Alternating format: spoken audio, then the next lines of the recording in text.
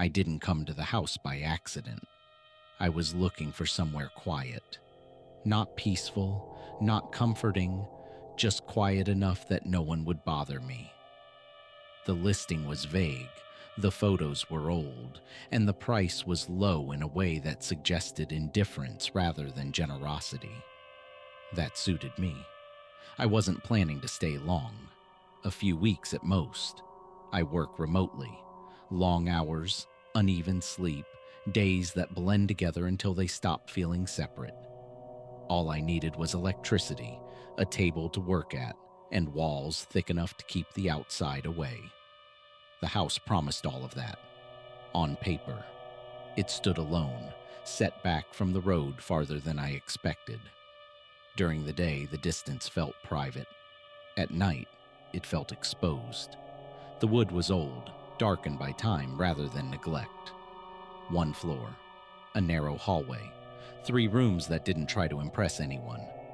When I unlocked the door for the first time, the air inside was stale, but not rotten. Lived in once. The furniture was basic. A table, a chair, a bed that creaked when I tested it. No photographs, no personal belongings, no indication of why the previous owner had left. I told myself that was normal. During the day, the house behaved. Sunlight cut through the windows at sharp angles, dust floating slowly in the air. I set up my laptop at the table near the wall, worked for hours, ate simple meals, and went to bed early. Nothing strange happened. That's the part people don't understand. Nothing has to happen at first.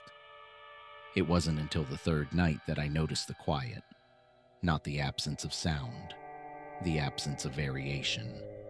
The same thin layer of silence, unbroken, as if the house had taken a single breath and decided to hold it. I was sitting at the table, staring at my screen, reading the same paragraph again and again without understanding it. The lamp above me cast a small circle of light. Everything beyond it felt withheld. The hallway was darker than it should have been. I told myself it was just the layout. Old houses create strange shadows. I had noticed it during the day. I was tired, overworked. My mind was looking for problems to entertain itself. Still, I didn't turn my back to the hallway. As the night went on, I became aware of how carefully I was moving, how I avoided making noise, how every small sound felt like an intrusion rather than a part of the space. The first sound was quiet, not sharp, not sudden, almost polite. A creak, deep and slow as if the house was shifting its weight. Then another, and another. I looked toward the window. Moonlight spilled through the glass, cold and pale, carving shapes into the room. And among them was something that didn't belong. A silhouette, too tall, too wide, standing just outside the window, blocking part of the light. It didn't move. It didn't need to. The house creaked again, louder this time.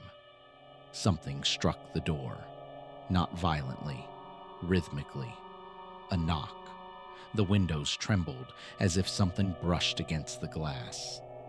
The bed beneath me shifted slightly, like pressure being applied from below. I didn't turn the lights off. I didn't trust the silence anymore.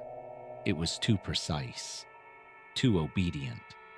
And worse than that, I didn't trust myself. Because part of me started wondering whether the silhouette had truly been there, or whether I simply hadn't seen it clearly enough. I walked into the kitchen without turning off a single light. I opened a drawer and took out a knife. Just a kitchen knife. Dull. Ordinary. Not meant for protection. I held it so tightly my fingers went numb. I knew that even if my hand were torn away, the knife would still be locked inside it. The house continued to creak, somewhere deep within it, slowly, carefully, as if checking whether I was still awake. I didn't respond. I didn't move. I sat there until morning. The light stayed on. The knife stayed in my hand. I didn't close my eyes. When the sky outside finally turned gray, I didn't wait for the sun. I packed my things quickly, without order, without looking back. I left almost everything behind. I drove away immediately. Later, I moved into the city, closer to noise, to light, to people. Now I sleep where I can hear traffic through the walls, where the walls are thin, where silence never fully settles. Because I know this now. If a place becomes too quiet, then something is trying very hard not to be heard.